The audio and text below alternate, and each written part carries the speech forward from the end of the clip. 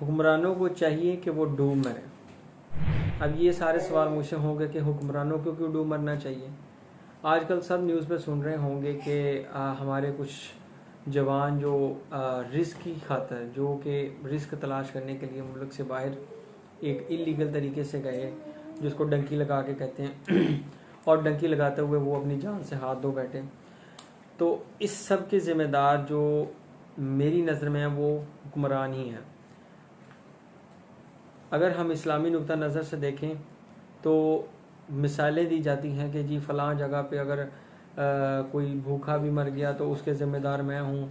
हज़रत उमर की मिसालें दी जाती हैं, हज़रत अबू बकर की मिसालें दी जाती हैं, बहुत सारी मिसालें दी जाती हैं कि ये होगा तो ये हो सकता है। उस तरह की उनके दौर की मिसालें दी जाती हैं कि उनके दौर में ये हुआ, उन्होंने ये किया, हम भी इस तरह का माहौल क्रिएट करके दिखाएंगे। लेकिन ऐसा मुमकिन हो नहीं सकता, क्योंकि जब इनकी अयाशियाँ खुद की ख़त्म होंगी तो तब ये मुल्क की तरफ सोचेंगे। अगर ये हमारे मुल्क में कोई इतना ज़्यादा अच्छा निज़ाम कर लें कि हमारे नौजवानों को, हमारी पढ़ी लिखी जो आजकल की जनरेशन है, या जो हमारे मेहनत कश लोग हैं, जो सिर्फ अपने घर के रिस्क को, अपने घर के एक खाने के लिए या अपने घर के अपना एक गुजारे के लिए जो है रिस्क की खातिर मुल्क से बाहर जाते हैं, तो ऐसा कभी भी ना होता अगर हमारे मुल्क में इस तरह के कोई कमाने के ज़रिए होते, ज़रिया माश होता, कोई कमाने के मौके होते।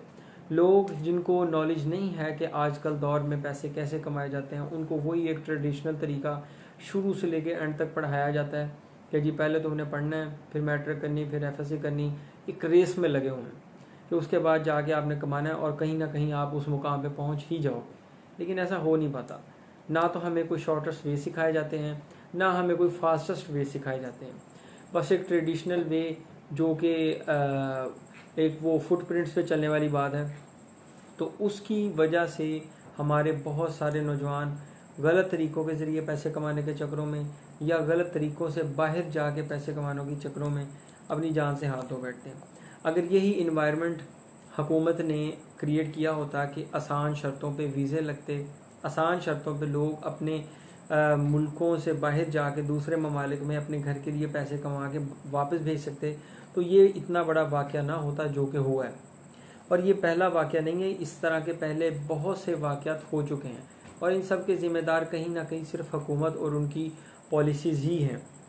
कोशिश की जाए कि इस इशू को जो है वो ज़्यादा से ज़्यादा रेज़ किया जाए। सैकड़ों मुसाफिर जो कि इलीगल तरीके से डंकी लगा के जाने की कोशिश कर रहे थे, जिनको दूसरे ममालिक जो कि यूनान के कोस्ट गार्ड के जो लोग थे उन्होंने भी नज़रअंदाज किया, लोगों को डूबते हुए तमाशा देखा, कोई उनको अमदादी कार्रवाई नहीं की, उनको कोई अमदादी सामान नहीं पहुंचाया।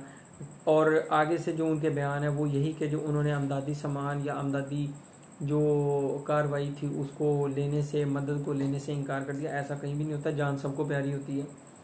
कोशिश की जाए कि इस इशू को ज़्यादा से ज़्यादा रेज़ किया जाए। हम अपने लेवल पे कोशिश करते रहेंगे और कोशिश कर रहे हैं कि इस इशू को ज़्यादा से ज़्यादा रेज़ करें।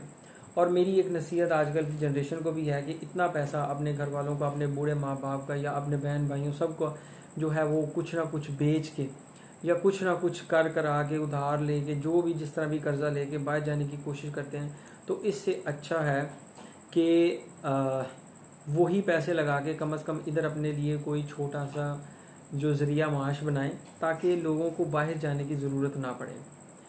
वो एक मिसाल है कि जहाँ जो यहाँ का खुदा है और वहाँ का खुदा है वो दोनों सेम ही है, और अल्लाह ताला ने जो रिस्क आपके हिस्से में लिखा है वो आपको कहीं ना कहीं मिल ही जाता है। बस आपको डिसाइड ये करना होता है कि आपने रास्ता क्या अख्तियार करना है और कब मिलना है। अल्लाह ताला ने आपसे सिर्फ मेहनत मांगी है, आपको रास्ते अल्लाह ताला ने सारे दे दिए हैं, इंतखाब आपका है। और हर बाशऊर पढ़े लिखे माशरे की ये निशानी है कि वो एक अच्छी चॉइस करें, नौजवानों को एजुकेट करें, और जैसी कौम होती वैसे ही हुक्मरान होते हैं। और हमारी कौम होने के हैसियत से हमें चाहिए कि हम आइंदा आने वाले वक्त में अपने हुक्मरानों को, उन हुक्मरानों को उनका इंतखाब करें जो हमारे लिए बेहतर हैं, जो हमारी कौम के लिए बेहतर है, जो हमारे पाकिस्तान के लिए बेहतर हैं। क्योंकि आज अगर हम पीछे चल जाएं तो हमारे पाकिस्तान का जो मकसद था आज वो नज़र ही नहीं आता। ना तो वो यंग जनरेशन में नज़र आता है, ना हुक्मरानों में नज़र आता है। हर कोई अपनी अपनी रेस में, अपनी अपनी अयाशियों में गुम है। तो कोशिश की जाए कि इस इशू को ज़्यादा से ज़्यादा रेस करें, वो किसी से भी रिलेटेड हो, चाहे वो मुसाफिरों से रिलेटेड हो, चाहे वो महंगाई से रिलेटेड हो, चाहे जो भी इशू हो।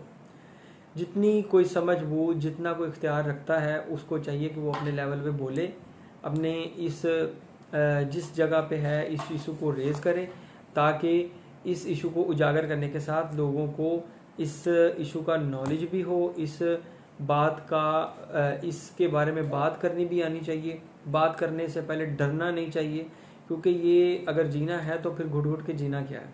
ठीक है, ज़िंदगी जब ख़त्म होनी है तब तो ख़त्म हो ही जानी है।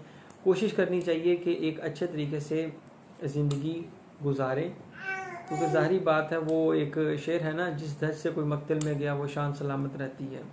ये जान तो आनी जानी है, इस जान की तो कोई बात नहीं।